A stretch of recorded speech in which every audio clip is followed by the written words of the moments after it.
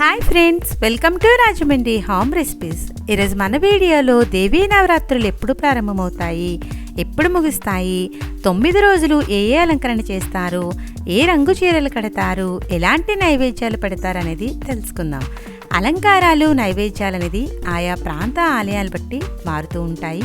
ఈరోజు మన వీడియోలో విజయవాడ కనకదుర్గ అమ్మవారిని ఎలా అలంకరిస్తారు, ఏ రంగు చీర కట్టి ఎలాంటి నైవేద్యం పెడతారనేది తెలుసుకుందాం. ఆశ్వేజ మాసం శుద్ధ పాడ్యమి అక్టోబర్ 15వ తారీఖున నవరాత్రులు మొదలయ్యి ఆశ్వేజ మాసం శుద్ధ నవమి 9 నవరాత్రులు పూర్తయిన తర్వాత అక్టోబర్ 24వ తారీఖున దసరా పండుగ అయితే చేసుకుంటాం. అమ్మవారు 3వ రోజున శ్రీ అన్నపూర్ణాదేవిగా అవతారమిస్తారు. ఆ రోజు ఆవిడికి గంధం రంగు చీర కడతారు. నివేదించాల్సిన నైవేద్యం దద్దోజనం, చక్కెర పొంగలి. ఇప్పుడు ఈ దద్దోజనం, చక్కెర పొంగలి ఎలా చేసుకోవాలో వీడియో అయితే చూద్దాం. దేవాలయాల్లో పెట్టే చక్కెర పొంగలి కమ్మనైన రుచి రావాలి అంటే ఎలాంటి టిప్స్ ఫాలో అవ్వాలో ఈ వీడియోలో అయితే చూసేద్దాం. నవరాత్రులు అంటేనే గుర్తొచ్చేది చక్కెర పొంగలి కదా. ఈజీ వేలో టేస్టీగా ఎలా చేసుకోవాలో ప్రాసెస్ అయితే చూద్దామా. ముందుగా దలసరిగా ఉండే ప్యాన్ కానీ కుక్కర్ కానీ తీసుకొని ఇలా ఒక కప్పుతోటి 3/4 కప్ దాకా పెసరపప్పు అనేది తీసుకోండి. మంటను లో ఫ్లేమ్లో పెట్టుకుని పెసరపప్పు అనేది గోల్డెన్ కలర్ వచ్చే వరకు ఫ్రై చేసుకోవాలి. ఇలా పెసరపప్పు వేయించి పొంగల్ చేయడం వల్ల కమ్మటి వాసన వచ్చి రుచి కూడా చాలా బాగుంటుంది. చూశారు కదా, ఇలా గోల్డెన్ కలర్ వచ్చే వరకు ఫ్రై చేసుకోవాలి. అప్పుడే చక్కెర పొంగలి టేస్టీగా ఉంటుంది.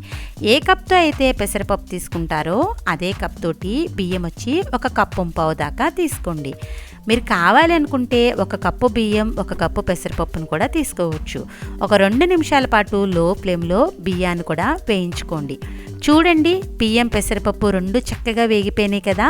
ఇప్పుడైతే స్టవ్ ఆఫ్ చేసి కాస్త చల్లారనివ్వండి. ఈ బియ్యం పెసరపప్పులోకి మునిగేంత వరకు వాటర్ యాడ్ చేసుకుని ఈ బియ్యాన్ని, పప్పుని ఒక 2 టైమ్స్ నీట్గా క్లీన్ చేసుకోవాలి. 3/4 కప్ దాకా పెసరపప్పు, కప్పు పావు దాకా మనం రైస్ తీసుకున్నాం కదా, 2 కలిపి టోటల్గా 2 కప్పుల దాకా వచ్చాయి మనకి. 2 కప్పుల మనం బియ్యానికి 4 కప్పుల దాకా వాటర్ అనేది యాడ్ చేసుకోవాలి. మీరు చక్కెర పొంగలి కొంచెం ముద్దగా తింటే కనుక ఇంకొక 1/2 కప్పు దాకా కూడా యాడ్ చేసుకోవచ్చు. ఇలా టోటల్గా 4 కప్పుల దాకా వాటర్ అనేది యాడ్ చేసుకుంటున్నాను. ఇలా వాటర్ అంతా వేసుకున్నాక ఈ వాటర్ అంతా కూడా బియ్యంలో కలిసేలాగా ఒక్కసారి ఈ విధంగా హ్యాండ్తో మిక్స్ చేసుకోండి. మిక్స్ చేసుకున్న తర్వాత స్వీట్ ఎప్పుడైనా కూడా మనకి బాగా టేస్టీగా ఉండాలి అంటే కనుక దాంట్లో చిటికెడు సాల్ట్ వేసుకోండి. స్వీట్ టేస్ట్ అనేది ఎన్హాన్స్ అవుతుంది. స్వీట్ తిన్న తర్వాత వికారం కూడా లేకుండా ఉంటుంది. కుక్కర్ మూత పెట్టేసుకొని మనం విజిల్ పెట్టేసుకొని మీడియం ఫ్లేమ్ మీద 2 to 3 విజిల్స్ అయితే రానివ్వాలి. మనం తీసుకునే బియ్యం క్వాలిటీని బట్టి విజిల్ అనేది రానివ్వాలి. చూశారు కదా, మంటను మీడియం ఫ్లేమ్లో పెట్టుకొని ఒక 3 విజిల్స్ అయితే రానిచ్చాను. కంప్లీట్గా ప్రెషర్ పోయిన తర్వాత కుక్కర్ మూత తీసైతే చూద్దాము. బియ్యము, పప్పు ఎలా ఉడికిందనేది చెక్ చేద్దాము. చూడండి, మూత తీసాను. బియ్యం, పప్పు చక్కగా ఉడికింది కదా. ఇప్పుడు గరిటె తీసుకొని ఈ బియ్యాన్ని, పప్పుని జస్ట్ లైట్గా మ్యాష్ చేయండి. మరి ఎక్కువగా కూడా మ్యాష్ చేయని అవసరం లేదు. ఇలా లైట్గా మ్యాష్ చేస్తే సరిపోతుంది. బియ్యం, పప్పు 2 కలిపి మనకి 2 కప్పుల దాకా వచ్చాయి కదా. ఈక్వల్ క్వాంటిటీలో బెల్లం అనేది యాడ్ చేసుకోవాలి. బెల్లాన్ని గ్రేట్ చేసి అయితే యాడ్ చేసుకోండి. చూడండి, నేను అదే కప్ తోటి 2 కప్పులు వేసుకుంటున్నాను.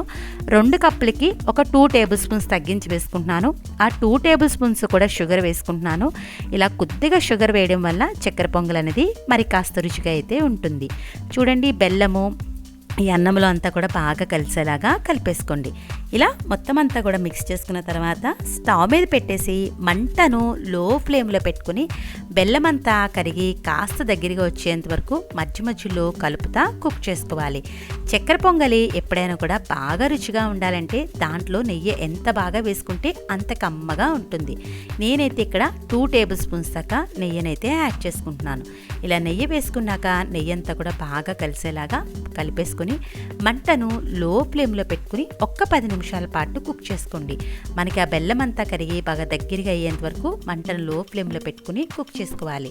ఈ రైస్ ఉడికేలోగా మనం వేరొక స్టవ్ మీద పాన్ పెట్టి దాంట్లోకి ఒక 1/2 కప్పు దాకా నెయ్యినైతే వేసుకోండి. ఇలా వేసుకున్నాక ఇలా కట్ చేసి పెట్టుకున్న పచ్చి కొబ్బరి ముక్కలు వేసుకుంటున్నాను. మీరు కావాలి అనుకుంటే ఎండు కొబ్బరి ముక్కలు కూడా వేసుకోవచ్చు. పచ్చి కొబ్బరి ముక్కలు అయితే రుచిగా ఉంటాయి, కాస్త వేగడానికి అయితే టైం పడుతుంది. ఇలా లో టు మీడియం ఫ్లేమ్లో పెట్టుకుని మనకి పచ్చి కొబ్బరి ముక్కలు గోల్డెన్ కలర్ వచ్చే వరకు కలుపుతా ఫ్రై చేసుకోండి. ఇది వేగేలోగా ఇంకొక స్టవ్ మీద మనకి బియ్యం అనేది కూడా ఉడుకుతుంది కదా, ఇలా బెల్లం అంతా దగ్గర పడేంత వరకు లో ఫ్లేమ్లో పెట్టుకుని కుక్ చేసుకోండి. దీంట్లోకి చిటికడంటే చిటికడు పచ్చకర్పూరం వేసుకున్నారంటే మంచి ఫ్లేవర్ వస్తుందండి. చక్కెర పొంగలి అచ్చంగా గుడిలో పెట్టిన ప్రసాదంలానే వస్తుంది. పచ్చకర్పూరం కూడా వేసుకొని ఒకసారి అంతా కూడా మిక్స్ చేసి మరొక 5 నిమిషాల పాటు లో ఫ్లేమ్లో కుక్ చేసుకోండి. చూడండి, మనకి కొబ్బరి ముక్కలు కొంచెం కలర్ చేంజ్ అయినాయి కదా, మరి కాస్త గోల్డెన్ కలర్ వచ్చే వరకు ఫ్రై చేసుకోండి. ఈ విధంగా మనకి కాస్త వేగిన తర్వాత దీంట్లోకి కొద్దిగా జీడిపప్పు అలానే కిస్మిస్ కూడా వేసుకుంటే చక్కెర పొంగల్ అనేది మరి కాస్త రుచిగా అయితే ఉంటుంది. ఈ కొబ్బరి ముక్కలు గోల్డెన్ కలర్ వచ్చి కిస్మిస్ జీడిపప్పు వేగేంత వరకు మంటను లో టు మీడియం ఫ్లేమ్లో పెట్టుకుని ఫ్రై చేసుకోవాలి. ఇది ఆల్మోస్ట్ చాలా వరకు ఫ్రై అయితే అయిపోయిందండి. చూడండి, వేగిపోయింది కదా, స్టవ్ ఆఫ్ చేసేసి పక్కకైతే పెట్టేసుకోండి. మనకి బియ్యం కూడా చక్కగా ఉడికిపోయింది. ఇప్పుడు మనం ముందుగానే వేయించి పెట్టుకున్న కొబ్బరి ముక్కలు జీడిపప్పు కిస్మిస్ నేతితో సహితంగా వేసేసుకోవాలి. ఇలా వేసుకున్నాక ఒక్కసారి గరిటెతో ఈ కొబ్బరి ముక్కలంతా కూడా అన్నంలో కలిసేలాగా కలిపేసుకోండి. ఫైనల్గా దంచి పెట్టుకున్న ఇలాచీ పౌడర్ని కూడా వేసేసుకొని ఒకసారి అంతా కూడా బాగా మిక్స్ చేసేసుకుంటే అమ్మవారికి ఎంతో ప్రీతికరమైన చక్కెర పొంగల్ అయితే రెడీ అయిపోయింది. చూడండి, చక్కెర పొంగల్ తయారు చేయడం ఎంత ఈజీయో కదా. వీడియో నచ్చిందా? నచ్చితే ఒక్క లైక్ ఇవ్వడం అయితే మర్చిపోవద్దు. మీరిచ్చే లైక్ వల్ల మన వీడియో ఇలాంటి మరికొన్ని వ్యూయర్స్కి అయితే చేరుతుంది. మీరు కూడా అమ్మవారికి ఎంతో ప్రీతికరమైన ఈ టెంపుల్ స్టైల్ చక్కెర పొంగల్ని ట్రై చేసి ఎలా వచ్చిందన్నది మీ అమూల్యమైన ఫీడ్బ్యాక్ని మటుకు నా కామెంట్ సెక్షన్లో తెలియజేయడం అయితే మర్చిపోవద్దు.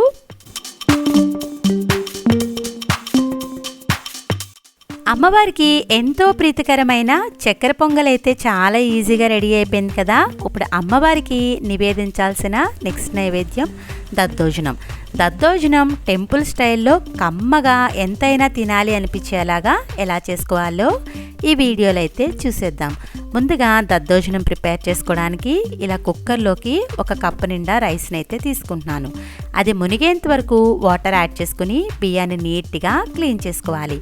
ఏ కప్తో అయితే రైస్ తీసుకుంటారో అదే కప్ తోటి ఒక 3 కప్పుల దాకా వాటర్ అనేది వేసుకోండి. దద్దోజనానికి అన్నం మెత్తగా ఉంటేనే బాగుంటుంది కాబట్టి 1 కప్పు దాకా వాటర్ అనేది ఎక్స్ట్రా యాడ్ చేసుకోవాలి. ఇలా వేసుకున్న తర్వాత దీంట్లోకి టేస్ట్కి సరిపడా సాల్ట్ని కూడా యాడ్ చేసుకోండి.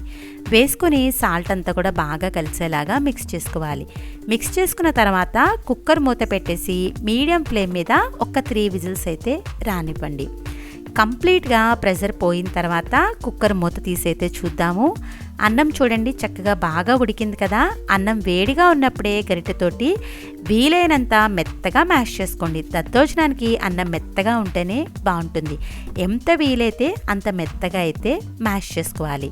ఇలా బాగా మెత్తగా మ్యాష్ చేసుకున్న తర్వాత అన్నం కాస్త గోరువెచ్చగా ఉన్నప్పుడు పెరుగు వేసుకోవాలి, కానీ అన్నం వేడిగా ఉన్నప్పుడే పెరుగు వేసుకున్నారంటే పెరుగు విరిగిపోయినట్టుగా అయిపోతుంది.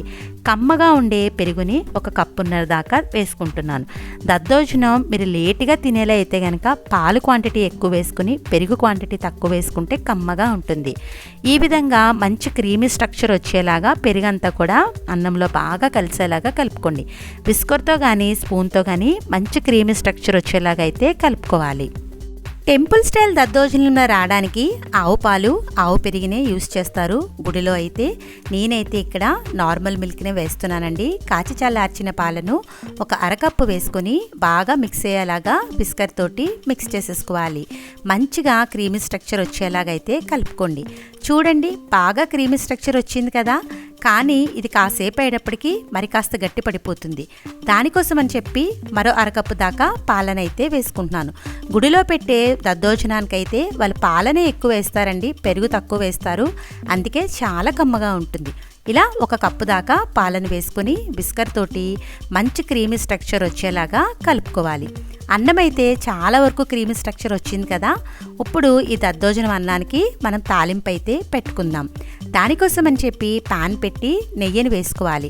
నూనెతో తాలింపు పెట్టే కన్నా కూడా నేతితో తాలింపు పెట్టుకుంటే చాలా రుచిగా ఉంటుంది.